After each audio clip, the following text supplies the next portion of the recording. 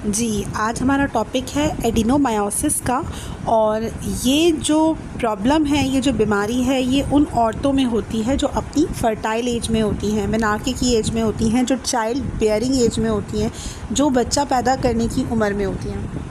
तो इस बीमारी की कॉजेज़ क्या हैं, साइंस और सिम्टम्स क्या हैं, कि क्लिनिक के अंदर आपके पास पेशेंट आती है तो वो क्या साइंस और सिम्टम्स या कंप्लेंट्स लेकर आती है, डॉक्टर साहब मुझे ये मसले हैं।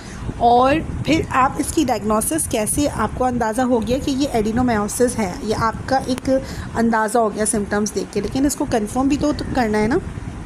तो कंफर्मेशन के लिए आप क्या डायग्नोस्टिक मेथड्स यूज़ करेंगी, कौन से टेस्ट करवाएंगी। और अगर टेस्ट में ये चीज़ कंफर्म हो गई तो आप इस जो डॉक्टर्स होते हैं इसका ट्रीटमेंट कैसे करते हैं, एलोपैथिक डॉक्टर्स या पूरी दुनिया में कैसे ट्रीट किया जाता है। अब वो लोग तो ट्रीट करते हैं, लेकिन एज अ होम्योपैथिक डॉक्टर आपको कैसे ट्रीट करना चाहिए, तो होम्यो मेडिसिन भी हम देखेंगे। एंड देन हम देखेंगे कि डाइट से क्या हम कुछ चेंज कर सकते हैं, ऐसी पर्सन को, ऐसी लेडी को कुछ डाइट प्लान दे सकते हैं हम। और फिर हम अगर देखेंगे, अगर कॉम्प्लिकेशंस हो गई, इसकी ट्रीटमेंट प्रॉपर ना हुई, अगर इसको ऐसे ही छोड़ दिया और प्रॉपर ट्रीटमेंट नहीं दी, तो इसकी क्या कॉम्प्लिकेशंस हो सकती हैं। तो आज की इस वीडियो में हम बहुत डिटेल में एडिनोमायोसिस को समझेंगे।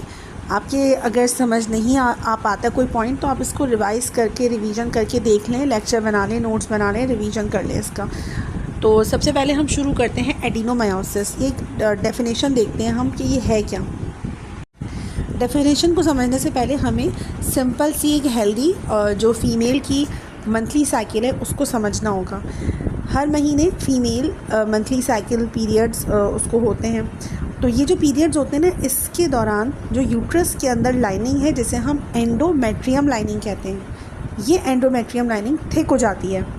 हार्मोन्स की फ्लक्चुएशन से ये थिक हो जाती है, और थिक होने के बाद जब मेंसेस की डेट आती है तो यही लाइनिंग जो है वो श्रेड कर जाती है, और ये श्रेड करके मेंस्ट्रुअल फ्लो के सूरत में ये हमें जो पीरियड्स हैं वो देखने को मिलते हैं।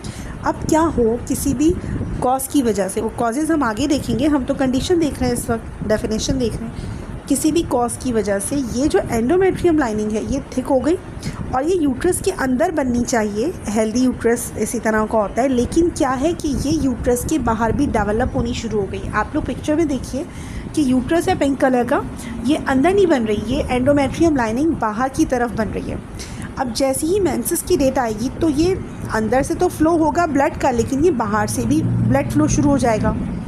तो कितनी पेनफुल कंडीशन होगी एक फ़ीमेल के लिए कि वो यूट्रस उसका बाहर से भी ब्लीडिंग कर रहा है। और यही ब्लीडिंग की कंडीशन लेकर जो कंप्लेन है वो लेकर आएगी कि डॉक्टर साहब मुझे जो है वो ब्लीडिंग, हैवी ब्लीडिंग होती है, क्योंकि वो अंदर से भी यूट्रस ब्लीड कर रहा है, बाहर से भी ब्लीडिंग हो रही है। उसके जो एंडोमेट्रियम लाइनिंग है वो बाहर भी पड़ी हुई है, और कहीं पे भी पड़ी हुई हो सकती है। ये यूट्रस के अंदर, यूट्रस के बाहर, ओवरीज़ के ऊपर, फिलोपियन ट्यूब्स के ऊपर, कहीं पे भी ये बन जाती है। अब जो कंप्लेन लेकर आ रही है पेशेंट आपके पास, तो ये तो इसकी डेफिनेशन हो गई कि ये जो एंडोमेट्रियम लाइनिंग है ये बाहर डेवलप होनी शुरू हो गई। अब वो जो इसके कॉजेज़ हैं वो क्या हैं कि प्रीवियस आपके कोई डीएनसी हुई हो, ऐसी पेशेंट की अगर डीएनसी होती है तो एंडोमेट्रियम लाइनिंग क्या होती है, डिस्टर्ब हो जाती है। वो डिस्टर्ब होने की वजह से बाहर भी डेवलप होनी शुरू हो जाती है। तो अगर किसी पेशेंट की एबनॉर्मल ब्लीडिंग है, बहुत ज़्यादा ब्लीडिंग है, और उसकी प्रीवियस हिस्ट्री आपने मालूम की, तो उसको जो है वो डीएनसी उसने कभी करवाई हो, तो ये प्रॉब्लम ऐसी औरतों में ज़्यादा देखने को मिलता है। दूसरी चीज़, ऐसी लेडीज़ जिन्होंने बर्थ कंट्रोल डिवाइसेस अपने यूट्रस के अंदर रखवाई हों, तो ऐसी औरतों में भी जो यूट्राइन लाइनिंग है, एंडोमेट्रियम लाइनिंग, वो डिस्टर्ब हो जाती है। तो ऐसी औरतों में ये दो तरह की औरतें हो गई, इसमें फॉल करती हैं। और तीसरा जो इसका रीज़न है वो कोई भी उम्र की, जो 40 और 50 ईयर की लेडी होती है, 35 ईयर की लेडी होती है, उसके अंदर भी किसी भी वजह से ये बननी शुरू हो जाती है, हार्मोन इम्बैलेंस की वजह से, या उसकी माँ को, या प्रीवियस हिस्ट्री में उसके ये एडिनोमायोसिस का मसला रहा हो, तब भी ये बननी शुरू हो जाती है। और जो चौथा रीज़न है इसका, यूट्राइन फाइब्रॉइड्स है। अगर यूट्राइन फाइब्रॉइड्स को प्रॉपर ट्रीट ना किया जाए तो ये उसमें कन्वर्ट हो सकता है, एक कुछ चांस इसमें रहता है। अब क्या है, आप ये जो इसके कॉजेज़ हैं ये पता चल गए और इसके सिम्टम्स पता चल गए। अब हम देखते हैं डायग्नोसिस की तरफ कि आप उसका क्या क्या टेस्ट करवा सकती हैं इसको कंफर्म करने के लिए। आप ऐसी लेडी को कहेंगी कि अपना एक सिंपल पेल्विक का अल्ट्रासाउंड करवा कर आइए।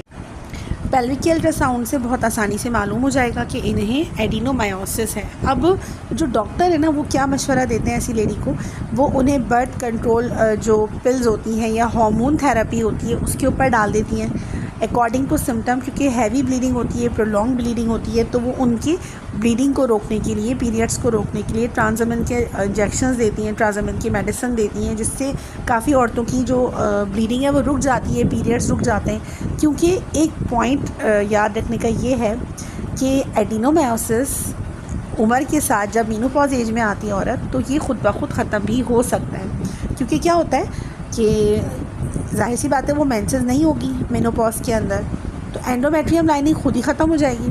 तो जैसे ही एंडोमेट्रियम लाइनिंग ख़त्म हुई, यूट्रस की जो स्ट्रक्चर है वो चेंज हुआ, उसके हार्मोन ड्रॉप कर गए, वो मेंसेस ही नहीं हो रही, तो ये तो लाइनिंग मेंसेस की वजह से ही हो रही है, तो वो खुद ब खुद ड्रॉप कर जाएगी। लेकिन कभी क्या होता है कि ये कंडीशन इतनी वर्स्ट हो जाती है कि उसकी ब्लीडिंग रुक नहीं पाती है, तो डॉक्टर क्या करते हैं, उसकी जो यूट्रस है उससे एडिनोमायोसिस को रिमूव जो है ना उसको करने की ट्रीटमेंट करते हैं।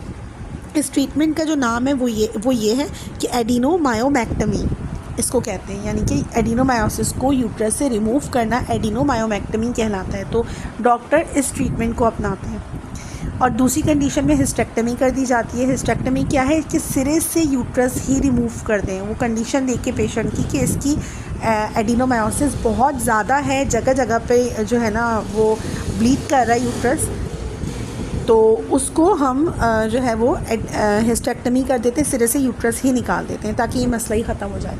और कभी कभार सिर्फ एडिनोमायोमेक्टमी की जाती है।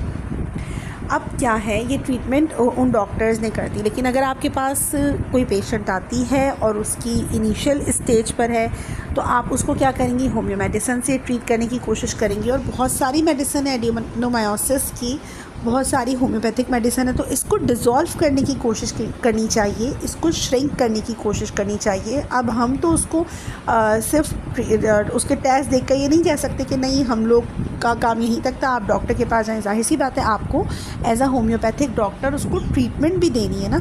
तो होम्योपैथी में काफ़ी सारी मेडिसिन है जो उसकी ब्लीडिंग को रोक देगी, जो उसकी हार्मोनल थेरेपी के तौर पे काम करेंगी। कुछ अर्सा आप भी अपनी दवाएं उसको देकर देखिए, लेकिन एज अ सिंसियर डॉक्टर मैं आपको मशवरा दूं कि अगर आपको लगता है कि इस खातून की कंडीशन ऐसी है कि इसको सर्जरी की तरफ जाना चाहिए, इसका मसला काफ़ी बढ़ा हुआ है, तो आप उसको सिंसियरली एडवाइस दीजिए कि होम्योपैथी में इसको श्रिंक करने की कोशिश करेंगे, 2 महीने 3 महीने तक हम लेकर जाएंगे। लेकिन अगर आपकी कंडीशन ऐसी है जिसमें सर्जरी ही एक ऑप्शन रह जाता है, तो आप फिर सर्जरी ही करवाएं।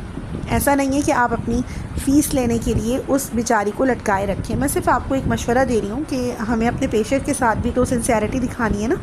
तो अगर आपको लगता है कि ये फ़ीमेल इसका मसला इतना बढ़ा हुआ है और इसकी ब्लीडिंग नहीं रुक रही और मेडिसिन से भी नहीं रुक रही, तो ये आप उसको फिर रेकमेंड कर देंगे कि आप इसको सर्जरी की तरफ आप हो सकता है मामला। तो होम्यो मेडिसिन कौन कौन सी है, सबसे पहली है एरेजिरोन, मेलिफोलियम, हिमामेलिस। ये सब क्या है, बहुत हैवी ब्लीडिंग में काम करती हैं और ये जो है अकॉर्डिंग टू सिम्टम दे दी जाती हैं। तो ये 3 मेडिसिन हैं। इसके अलावा फ्रेक्सिनस अमेरिकाना है, ये भी अच्छा वर्क करती है अगर उसको एडिनोमायोसिस यूट्राइन फाइब्राइड्स की वजह से हुआ हो। तो जो फ्रेक्सिनस अमेरिकाना है क्यू में, ये भी बहुत अच्छा वर्क करती है। हिमामेलिस है और मेलिफोलियम है, एरेजिरोन है, ये सब मेडिसिन देते हैं हम। अब बात करते हैं हम डाइट की। ऐसी फ़ीमेल को कहते हैं कि आप जो रेड मीट है उससे अवॉइड करें और फ्रूट्स का इस्तेमाल ज़्यादा करें, वेजिटेबल्स का इस्तेमाल ज़्यादा करें। ईस्ट्रोजन रिच डाइट आप छोड़ दीजिए। ईस्ट्रोजन का हार्मोन, उसके ऊपर मेरी वीडियो आप लोगों को मैंने गाइड किया था, तो उसको ईस्ट्रोजन कम करने की डाइट देनी है। और फिर कॉम्प्लिकेशंस क्या होती हैं, कॉम्प्लिकेशन ये होती हैं जनाब कि ऐसी फ़ीमेल अगर फर्टाइल एज में है, उसके बच्चे नहीं हुए, तो वो आगे जाके अगर ये मसला रहा, ट्रीट ना किया गया, तो वो बच्चा पैदा करने के काबिल नहीं रहती, इनफर्टिलिटी उसको हो जाती है। और इसके अलावा अगर उसने हाउ एवर कंसीव कर भी लिया, तो फिर उसका मिसकैरेज के चांसेस उसके बढ़ जाते हैं, क्योंकि जाहिर सी बात है उसकी जो ये लेयर है एडिनोमायोसिस, ये तो बेवक्त का ब्लीड कर रही है ना, इसके साथ उसको पेनफुल सेक्स रहेगा, हस्बैंड से रिलेशन के दौरान उसको बहुत शदीद तकलीफ़ होगी, उसके पेल्विक पेन उसका रहेगा, उसका यूट्रस इनलार्ज आ जाएगा, बढ़ जाएगा। और अगर आपने उसका जो अल्ट्रासाउंड है वो करवाया तो इनलार्ज और बल्कि यूट्रस आएगा। उसको जो पहले तो सिम्टम के अकॉर्डिंग हमें ट्रीट करना है। और जितनी भी इंफॉर्मेशन थी ये आप डॉक्टर्स के लिए है जो गायनी के पेशेंट्स को डील कर रही होती हैं। आई होप कि मैंने आपको अपनी तरफ से एक अच्छा तरीके से समझाया हो। तो आप इन पॉइंट्स को लिख लीजिए, नोट डाउन कर लीजिए।